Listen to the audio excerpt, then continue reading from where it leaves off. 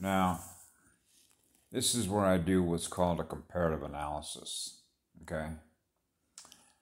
If you're in the business of being a journalist, okay, which basically is an information giver, okay? Because when I took a lot of English courses because I love to write and I love to learn and I love to read and I love to explore. Self-discovery, right, of everything that's out there to experience, including what it is you experience within yourself, you share with others, right?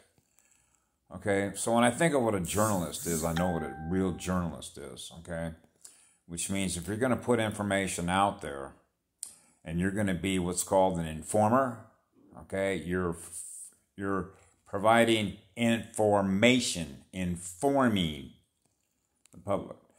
Now, I remember when I was a teenager, and my father was one to remind me of this because my dad was born in 1913.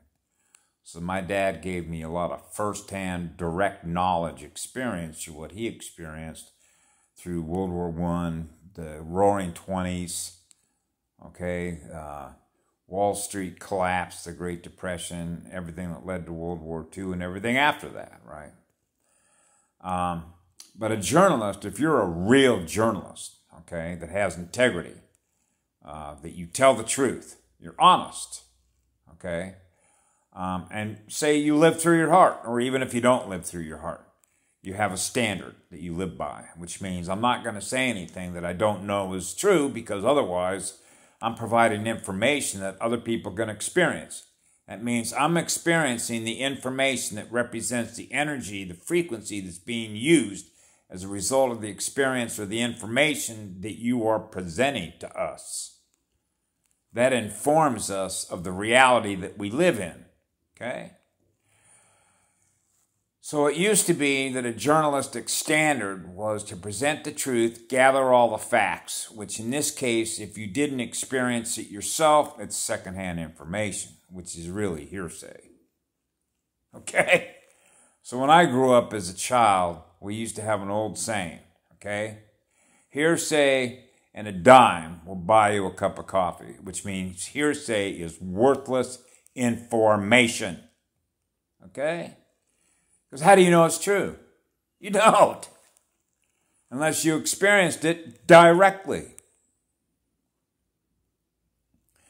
So that's one of the reasons why I didn't have any use for any of their magazines, any of their newspapers, any of their TV, none of the shit they produced. Because it's all lies. It's all programming. Okay? So that's why as an Indian, I'm going to go hang out with the girl on the planet and everything else that is out there in the forest that is living that's real. Because it's alive.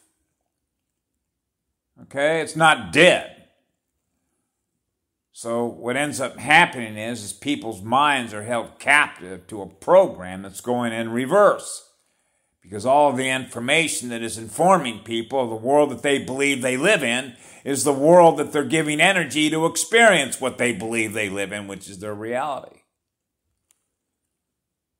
They're creating their own hell realm. And they will more than accommodate you. Okay? Because you don't know the difference between what you are and what you're not. By the information giver. Okay? So when I'm looking at all the stuff that, for example, Kerry Cassidy puts up, Project Camelot, okay? She doesn't put up different perspectives.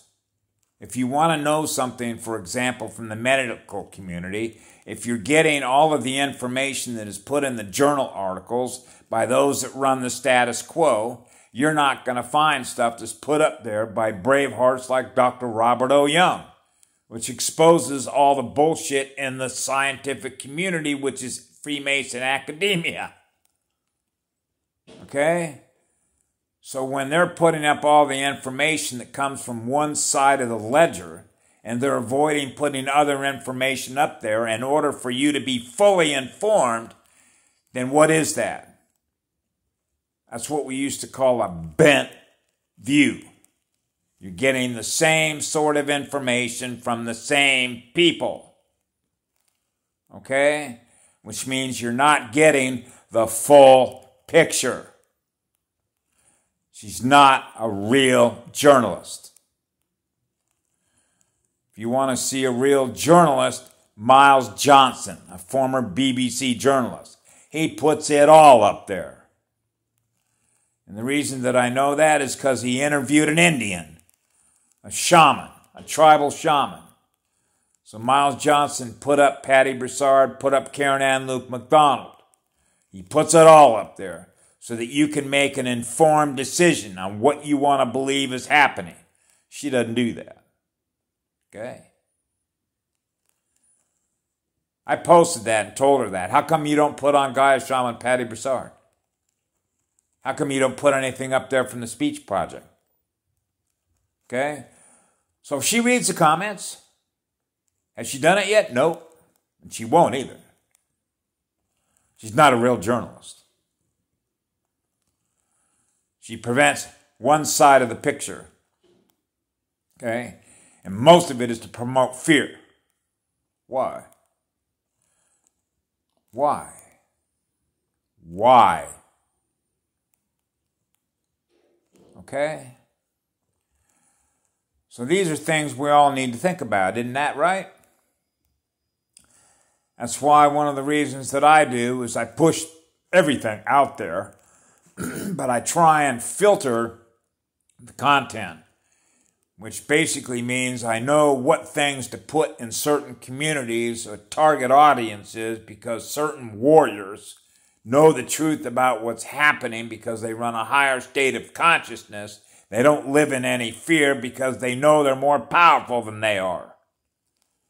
Which means certain pieces of information in terms of awareness isn't going to affect them the same way that it is other people who live with an enormous amount of electrical resistance as a result of all the trauma. So I don't put fear-based stuff, even though there might be some truth to what these demons do, to further traumatize somebody who's already been traumatized. That's why Patty Broussard, after I posted on the Radiation Graphics Room on Facebook what Kerry Cassidy was putting up, Patty came back and put on her Facebook page the truth. Okay? So she needs to be